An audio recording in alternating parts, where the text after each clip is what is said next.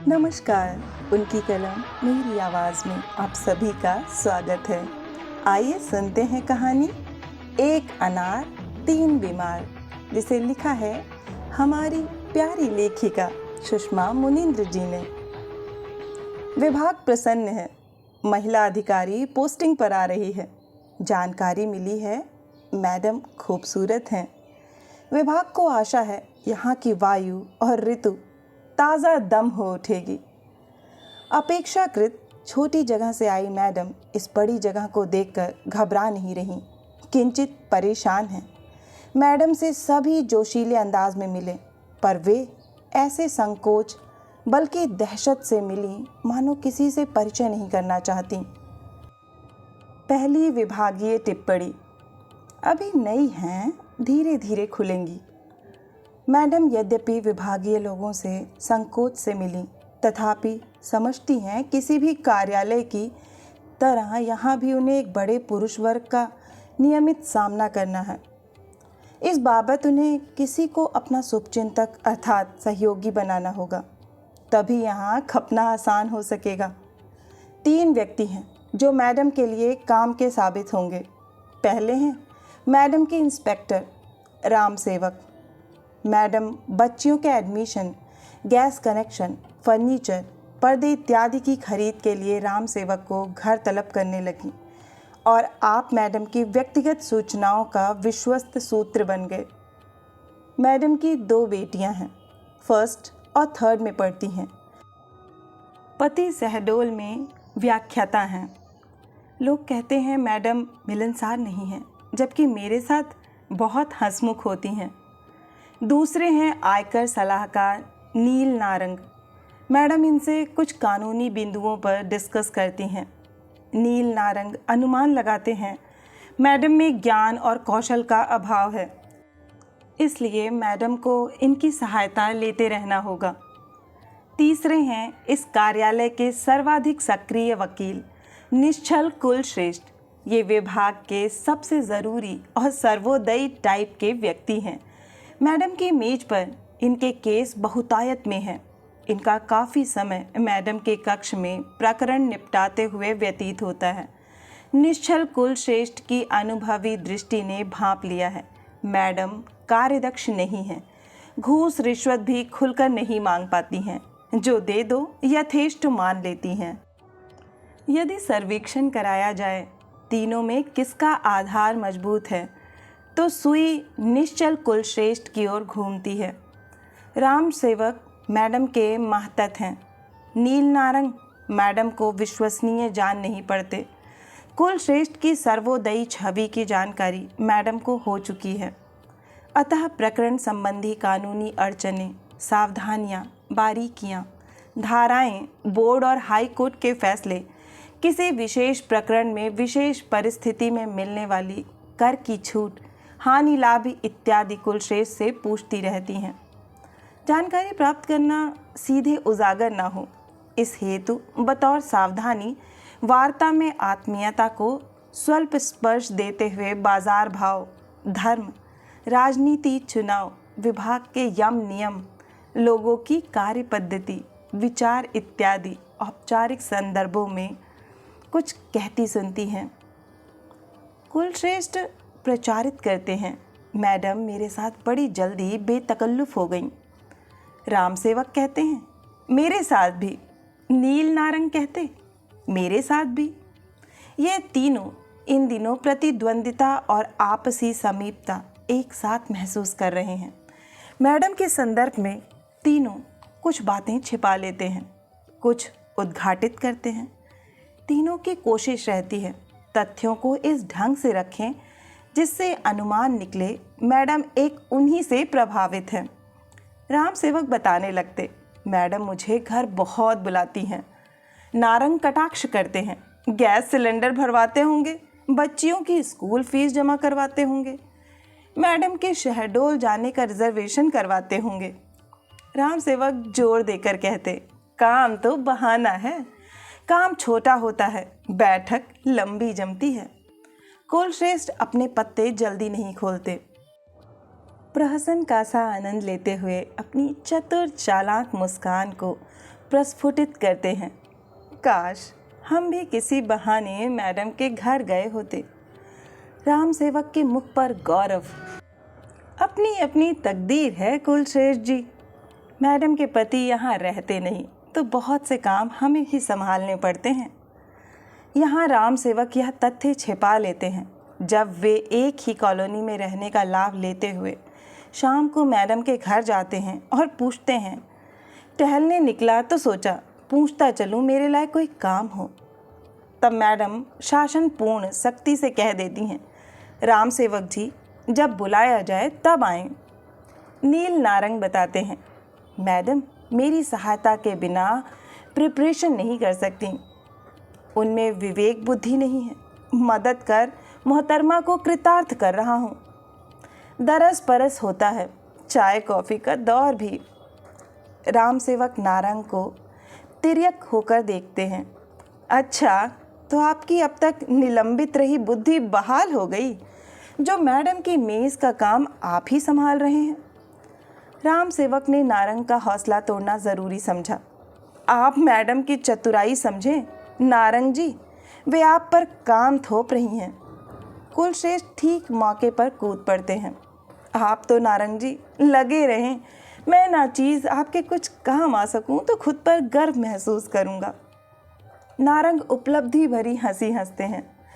नारंग नहीं बताते जब उत्साहित होकर किसी प्रकरण में लीगल पॉइंट्स बताने की बुद्धिमानी दिखाते हैं। मैडम डोज दे देती हैं। जब आपसे पूछूं कृपया तभी बताएं। Sorry madam. नारंग अचकचा जाते हैं। इन्हें मैडम की यह उपेक्षा भरी फटकार पुरुषोचित अहम पर हमला जान पड़ती है। तीसरे उम्मीदवार निश्चल कुलश्रेष्ठ गजब के व्यक्तित्व हैं। इनकी बौद्धिक ऊर्जा तर्क आग्रह गजब के हैं। इनकी पहली प्राथमिकता तमाम दंड फंद कर अपने मुवक्किल पर लगे कर को घटाना अथवा समाप्त कराना होता है। ये कौन सी बात जाहिर करते हैं कौन सी नहीं, इनके अतिरिक्त कोई नहीं जानता। बताने लगे आयकर आयुक्त आ रहे थे। उन्हें रिसीव करने मैडम को भी रेलवे स्टेशन जाना था। स्टेशन 8 किलोमीटर दूर। परेशानी थी। बोली मैं विभागीय लोगों के साथ नहीं जाना चाहती। परेशानी होती है। मैंने स्थिति को समझा। ड्यूटी करनी है और महिला होने की ढेर परेशानियाँ। मैंने ड्राइवर के साथ अपनी कार भेज दी। सुनकर राम सेवक मलिन पड़ गए। मैडम को गाड़ी चाहिए तो उनसे कहें, वे किसी व्यापारी की गाड़ी भेज देंगे। नारंग जी थोड़ा हंसे। कुलश्रेष्ठ जी आप मैडम के नियर डियर बनते जा रहे हैं। मालूम होता है बाजी आपके हाथ लगेगी। आप भ्रम में ना रहे नारंग जी। मुझे लगता है मैडम हमें महत्व कम देती हैं, इस्तेमाल अधिक कर रही हैं। राम सेवक जी का तात्पर्य हमें के स्थान पर आप दोनों से है। प्रसंगवश बता दें विभाग में कुछ ऐसे लोग भी हैं जो मैडम को स्त्री नहीं पदाधिकारी मानते हैं। इनका मानना है जो लोग मैडम को इस तरह चर्चित प्रचारित कर रहे हैं वे मानसिक विलासिता, चारित्रिक भटकाव, प्रमाद, कुंठा अथवा हीनता से संक्रमित हैं। कुल मिलाकर कार्यालय में चुहल चुटकियों का दौर चल रहा है। मैडम की गतिविधि पर नज़र रखी जा रही है। आज काजल लगा कर आई हैं। काजल की बात करते हो, अभी एक पार्टी में लाली लगाए हुए थी। सुना है वह तिकड़ी मैडम की जिगरी बनी हुई है। बकवास है, तीनों खुद को बेवजह उछाल रहे हैं। कुलश्रेष्ठ मैडम के लिए काम के आदमी हैं। मैडम भली प्रकार काम जानती नहीं हैं और काम कैसे जाने, कानून की किताबें देखने की फुर्सत ही कहाँ मिलती होगी। गृहस्थी, बच्चियाँ, सहडोल प्रवास। सुना है रात की पार्टियों में नहीं जाती। औरतों को बहुत सोचना पड़ता है। क्लोजिंग के समय ऑफिस में देर तक काम चलना पड़ता है। मैडम 5 बजते ही घर जाने को फड़फड़ाने लगती हैं कि बच्चियाँ अकेली हैं। सुनते हैं बड़े साहब आयकर सहायक आयुक्त का आदेश भी नहीं मानती। अरे पद संभाला है, जिम्मेदारी भी संभालो। मैडम बड़े साहब को समुचित आदर देती हैं, पर देर तक रुकने को सहमत नहीं होती। साहब इसे अवमानना समझते हैं। कुलश्रेष्ठ चूंकि इस कार्यालय के सर्वाधिक जरूरी तत्व हैं, इसलिए साहब के लिए भी नितांत आवश्यक और अपेक्षणीय है। अपने भव्य चैम्बर में विराजे साहब कुलश्रेष्ठ से बोले, कुलश्रेष्ठ जी, मैडम आपको कुछ विचित्र नहीं लगती? उनके चैम्बर में आपका काफ़ी वक्त गुजरता है। आपका क्या ख्याल है? साहब बेचैन थे। कुलश्रेष्ठ बोले, भली हैं, काम में अनावश्यक हस्तक्षेप नहीं करती। हस्तक्षेप तब करेंगी ना यदि कानूनी प्रक्रिया को ठीक ठीक समझेंगी। विजिट पर चलने को कहो तो क्षमा चाहती हैं कि उन्हें बाहर जाने आने में असुविधा होती है। यह क्या बात है? पद पर हैं तो दौरे करने ही होंगे। महिलाओं को कुछ दिक्कतें होती हैं। कुलश्रेष्ठ साहब के समक्ष गुरु गंभीर बने रहते हैं। हाँ, जैसे गाड़ी में 4 व्यक्ति हैं तो मैडम किसके पास बैठें? मर्द तो गाड़ी रुकवा कर कहीं भी फॉरिंग हो ले। मैडम जहाँ तहाँ नहीं बैठ सकती, दौरे पर नहीं जाना चाहती। हम अपना व्यक्तिगत काम तो कराते नहीं, कार्यालयीन काम है जिसका आप वेतन लेती हैं। क्या है ना, मैडम साथ में रहें तो तबीयत हल्की लगती है। ऊंचे व्यक्तित्व भी भीतर से बौने साबित होते हैं। Right sir? कुलश्रेष्ठ नस पहचान कर सही नस ही पकड़ते हैं। एक की बात दूसरे से नहीं कहते, सभी के प्रिय तथा राजदार बने रहते हैं। यही कारण है मैडम अन्य के साथ संकोच से परिचित हुई। कुलश्रेष्ठ के साथ आरंभिक हिचक के बाद कुछ खुलने लगी। इतने बड़े कार्यालय में खपना है तो किसी पर भरोसा करना पड़ेगा। कुलश्रेष्ठ मैडम के कक्ष में केस कराने पहुँचे। वे फाइल खोले हुए थी। आज इस केस का निपटारा हो जाए। आप तो मैडम आदेश करें। कुलश्रेष्ठ ने फाइल पर नज़र डाली। मैं पहले छोटी जगह में थी, वहाँ इतना काम नहीं था। यह बड़ी जगह है, पूरे संभाग का काम यहाँ होता है। वर्कलोड बहुत है। आप जिस जिम्मेदारी से काम करती हैं वह अद्भुत है। बावजूद इसके साहब फरमान जारी करते हैं कि मुझे दफ्तर में देर तक रुककर काम करना चाहिए। उन्हें कौन मार्गदर्शन दे सकता है? मेरा तो मानना है जब से आप आई हैं काम ने अच्छी गति पकड़ी है। आप ना अनावश्यक रूप से हस्तक्षेप करती हैं, न काम को रोक कर रखना चाहती हैं। यहाँ ऐसे ऐसे विचित्र अधिकारी आए हैं कि क्या कहें।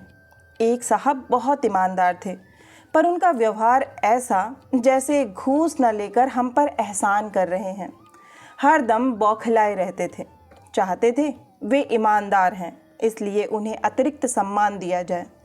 कई बार वे ऐसे बिंदु पर अड़ जाते थे जो निरर्थक साबित होते थे। आप लोग काम कैसे कर पाते थे?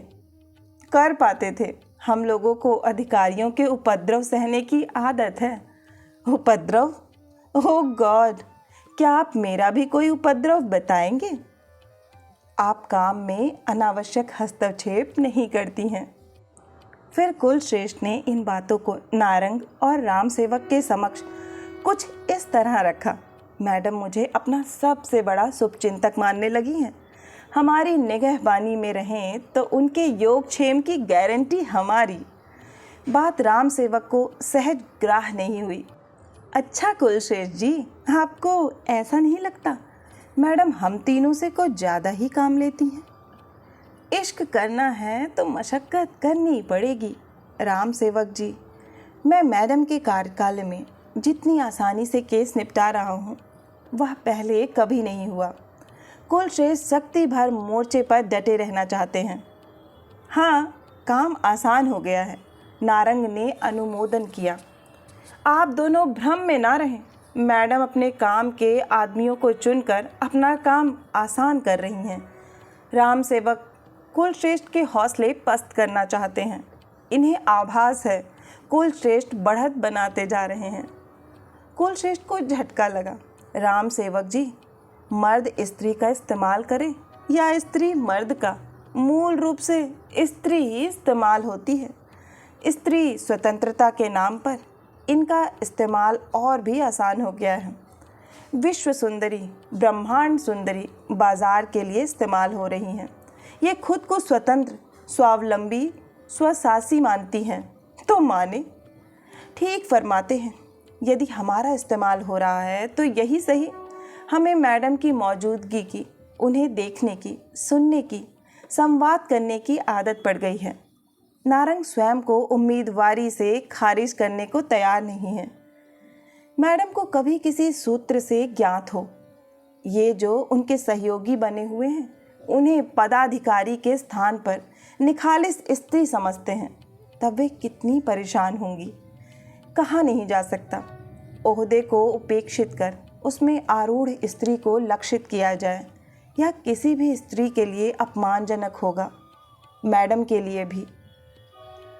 केस की फाइल कुलश्रेष्ठ ही देख रहे थे। उनके साथ वह व्यापारी भी था जिसका केस था। व्यापारी मैडम को निरंतर देखे जा रहा था। उन्हें असुविधा हो रही थी। मिस्टर, इस तरह घूर रहे हैं, आप आदमी हैं या? जी मतलब मैं डिस्टर्ब हो रही हूँ। मैडम, आप मुझे टॉर्चर कर रही हैं। मेरे केस की फाइल है और मैं आपकी ओर देखूंगा नहीं। मेरी नज़र ऐसी ही है। इसके लिए मुझे आज तक किसी अधिकारी ने नहीं टोका। ना टोका होगा। स्त्रियों के समक्ष कैसे प्रस्तुत हुआ जाए, आपको इसकी तमीज़ नहीं है। मैडम हाँफते हुए बोली, आप तो ऑफिसर हैं। Get out, get out. Madam के कंठ से घुटी हुई ध्वनि निकली। निरंकारी जी, आप बाहर जाइए। कुलश्रेष्ठ को जैसे चेत आया, उन्होंने व्यापारी को कक्ष से बाहर भेज दिया। निरंकारी के जाने के बाद कुलश्रेष्ठ ने मैडम को ताका। मैडम, ये यहाँ के पुराने और घुटे हुए लोग हैं, किसी की नहीं सुनते। मैडम गहरी निराशा में, जैसे दिए गए अधिकारों को छीन लिया गया है अथवा अधिकारों का प्रयोग करने की स्वतंत्रता नहीं है। अभद्रता अनदेखी की जानी चाहिए। मुद्रा कुछ ऐसी करुण मानो लाख दृढ़ता दिखाएं, पर स्वयं ही अपने स्त्री होने के दुर्बल बोध से छूट नहीं पा रही हैं। क्या कीजिएगा, यहाँ तमाम तरह की घटनाएं होती रहती हैं। एक बार इसी दफ्तर के एक चपरासी ने एसी के बंगले पर जाकर खूब गाली गलौज की। एक छोटा व्यापारी जिसे लाखों टैक्स लगा था, एसी के चैम्बर में ही उन्हें मुफ्तखोर घूसखोर कहता रहा। फिर बहुत रोया कि सिर के बाल बेचकर टैक्स भरूं, हमें जीने देंगे? ऐसा हो जाता है। फिर भी मैं मानता हूँ, महिला अधिकारी के सामने सौहार्द बनाए रखना चाहिए। कुलश्रेष्ठ मैडम को कंसोल करना चाह रहे थे कि एक उन्हीं के साथ यह नहीं हुआ है। महिला अधिकारी मतलब? अधिकारी अधिकारी होता है, पुरुष या स्त्री नहीं। उसे पदाधिकारी की तरह ही मान्यता दी जानी चाहिए।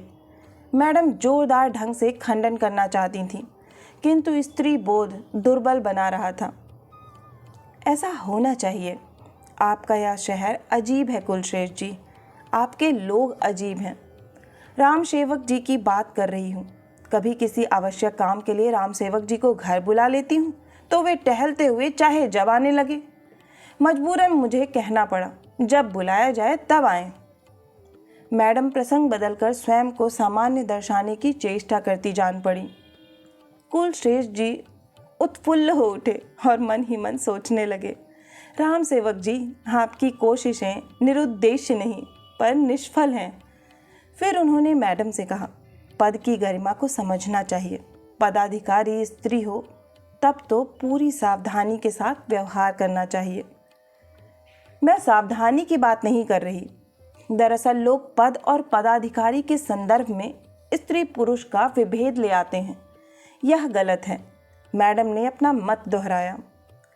कुलश्रेष्ठ कह देना चाहते थे, मैडम, आपको लगता है व्यापारी घूर रहा है? राम सेवक अनावश्यक घुसपैठ करते हैं। विजिट पर जाना नहीं चाहती, दफ्तर में देर तक रुक नहीं सकती, लेकिन कहती हैं पद के बीच में स्त्री पुरुष का विभेद न लाया जाए। किंतु प्रकट में बोले, मैडम, मैंने कुछ गलत कह दिया हो तो क्षमा करें। मैडम की चिंता और तनाव कुछ कम हुआ। आप व्यापक दृष्टि रखते हैं, इसलिए आपसे कुछ बातें कह लेती हूँ। 3 वर्ष पूरे होते ना होते मैडम का स्थानांतरण हो गया। कुलश्रेष्ठ राम सेवक नारंग ने मैडम को अपने घर मध्याह्न भोज पर आमंत्रित किया। मैडम तीनों के परिवार से प्रसन्नतापूर्वक मिली।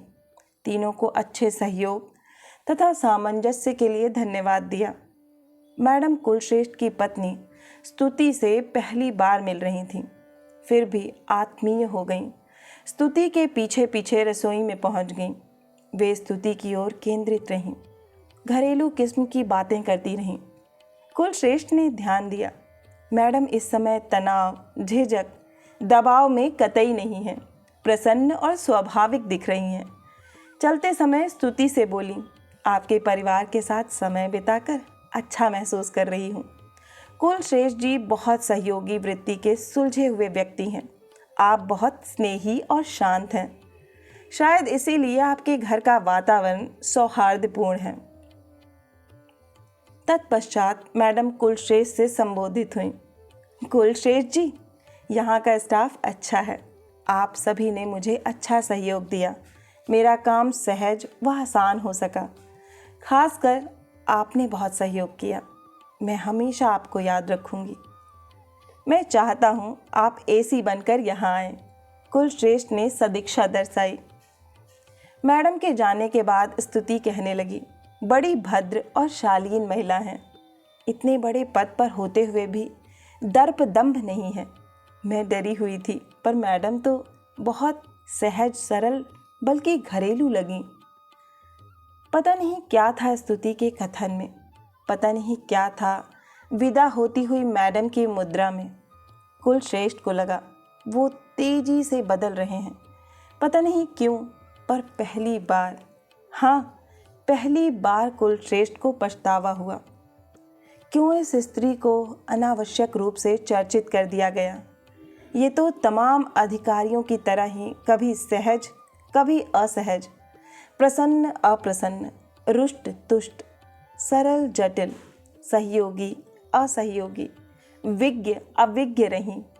स्त्री होने के बोझ से इस कदर दबी रहीं कि ना कभी अपने अधिकारों का खुलकर प्रयोग कर पाईं, ना किसी बिंदु पर जिद्दी होकर अड़ी रहीं। उन्होंने ऐसा कोई व्यवहार नहीं किया जो पदाधिकारी की सीमा से बाहर हो। हम लोगों की क्षुद्रता ये कि हमारे लिए इनका स्त्री होना इतना महत्वपूर्ण हो गया कि हमने इन्हें पदाधिकारी की तरह देखना ज़रूरी नहीं समझा। इन्हें मनोरंजन का केंद्र बनाकर हम तीनों ने शायद अपनी लपटता, टुच्चापन ही उजागर किया है। शायद एक लफंगापन, घटिया विचार, कुंठा प्रत्येक पुरुष के भीतर हर वक्त हर उम्र में कुलबुलाती रहती है। स्त्रियों के संबंध में निराधार चर्चा कर हम लोग रति सुख पाते हैं। मैडम मेरे प्रति कृतज्ञ हैं। मैं उनके प्रति जो शुभ चिंतना रखता रहा वह जान पाएँ तो उनका स्वाभिमान किस तरह चूर हो जाएगा। ओह, इनका पद, शक्ति, क्षमता वैसी है जैसे किसी भी पुरुष अधिकारी की होती है। फिर भी कार्यालय में रहना आसान हो सके, सब कुछ ठीक ठाक चले, इसलिए इन्हें किसी को सहयोगी बनाना पड़ता है, सजग सतर्क रहना पड़ता है। किसी को क्या हक था ठेठ अफवाहें फैलाकर मैडम को चर्चित करने का। हम पुरुष ऐसे क्यों हैं? क्यों क्यों? मैडम के स्थान पर नेमीचंद धगट आ गए हैं। जब कभी मौज में आकर नारंग और राम सेवक मैडम की चर्चा करते हैं, कुलश्रेष्ठ उदास हो जाते हैं। नारंग व राम सेवक उनकी उदासी का कारण तलाशने लगते हैं। आशा है कि यह कहानी आपको बहुत ही पसंद आई होगी। अगर पसंद आई है तो मुझे प्रोत्साहित करने के लिए एक लाइक करें, अपनों के साथ शेयर करें। नीचे कमेंट बॉक्स में कमेंट करके बताएं कि आपको कहानी कैसी लगी। और अगर आप इस चैनल पर नए हैं और इससे जुड़ना चाहते हैं तो इसे सब्सक्राइब करना ना भूलें। फिर मिलती हूँ एक नई कहानी या कविता के साथ। तब तक के लिए आप सभी का कहानी सुनने के लिए बहुत बहुत धन्यवाद।